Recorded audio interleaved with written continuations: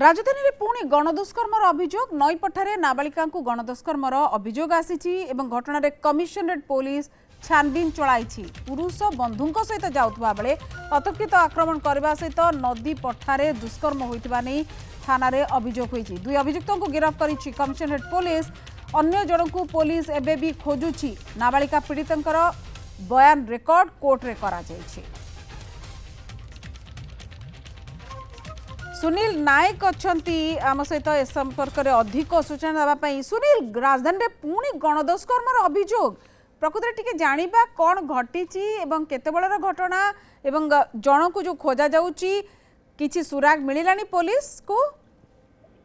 देखो ये पुणी गोटे लज्जाजनक कथा सामना को आसी ये चांचल्य खेलाई ये कथा पुणी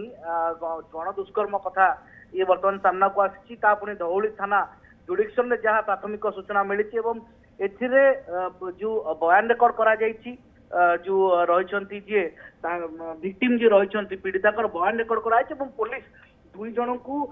गिरफ ए वर्तमान सुधा करी आउ सबुठ बड़ कथा आउ ए फेरार थिबा किए अच्छी कारण जिते पुरुष बंधुक सहित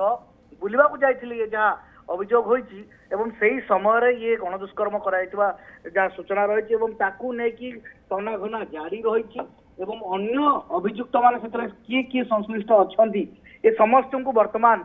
गिरफ पाई चारिआडे पुलिस चढ़ाऊ जारी रही दुई जन को गिरफ करा ये घटनार